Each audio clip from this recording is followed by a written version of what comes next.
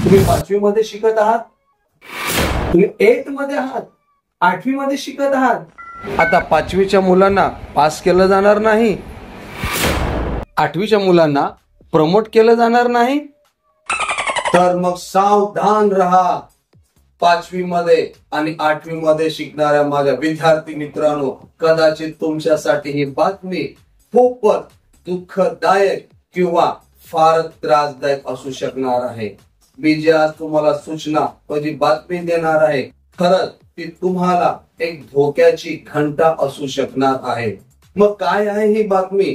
5वी आणि 8वीच्या विद्यार्थ्यांनी का सावधान राहायचं आहे, तर जाणून घ्या याचं काय कारण आहे.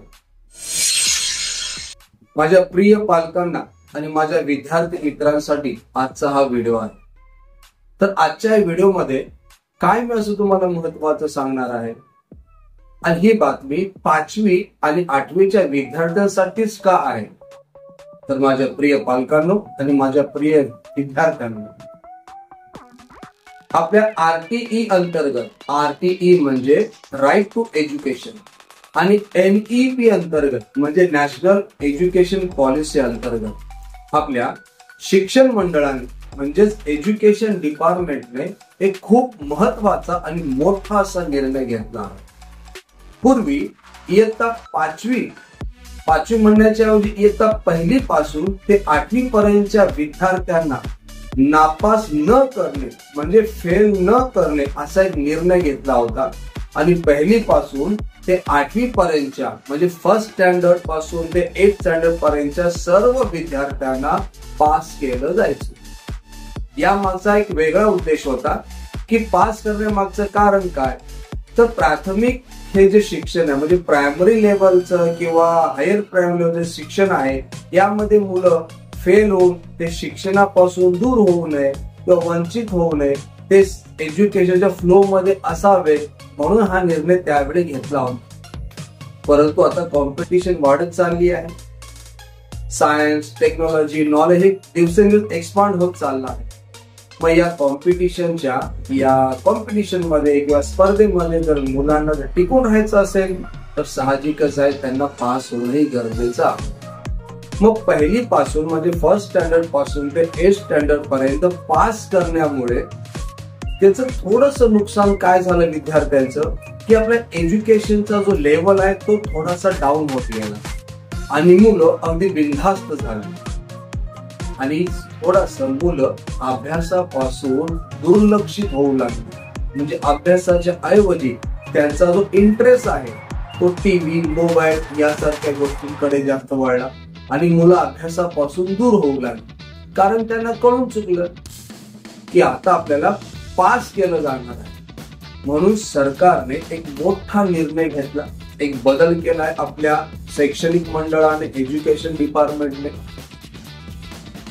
1ली पासून ते 4थी पर्यंत तुम्हाला पास केलं जाईल, परंतु 5वी मध्ये मात्र त्या विद्यार्थ्याला स्वावलंबी बनावं लागेल, स्वतः अभ्यास करावा लागेल आणि स्वबळावर त्याला पास व्हावं लागेल. सर इन केस तो मुलगा 5वीत जर फेल होत असेल तर त्या विद्यार्थ्याला परत पुन्हा एकदा त्याला शिकवलं जाईल आणि परत त्याची रिटेस्ट घेतली जाईल.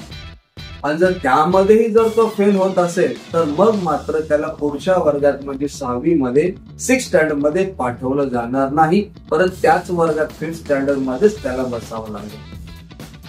हाच नियम सेम 8th स्टँडर्ड साठी पण आहे.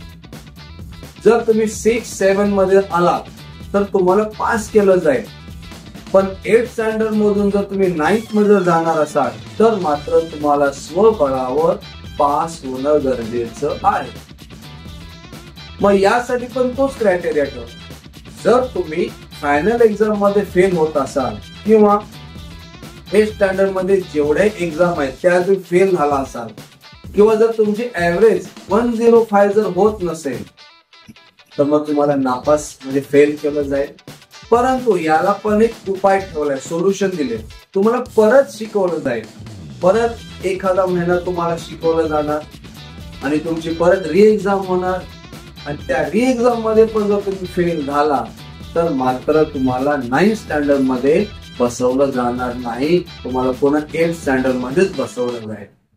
म्हणून माझ्या सर्व पालकांना आणि माझ्या प्रिय विद्यार्थी मित्रांना मी नम्र विनंती करतो की इयत्ता 5वी आणि विशेष करून 8वीच्या विद्यार्थ्यांना की तुम्ही अभ्यास करा, चांगली प्रॅक्टिस करा, चांगला सराव करा आणि स्वबळावर स्वतःच्या हिमतीवर पास व्हा आणि पुढच्या वर्गामध्ये प्रवेश मिळवा.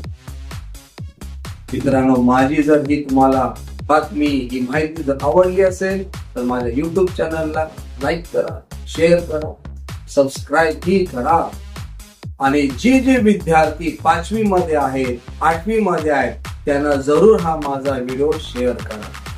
धन्यवाद. आणि तुमच्या स्टडीसाठी, तुमच्या अभ्यासासाठी आणि तुमच्या परीक्षेसाठी मराठी गुरु अरविंद पाटील तर्फे खूप खूप शुभेच्छा. बेस्ट ऑफ लक. धन्यवाद.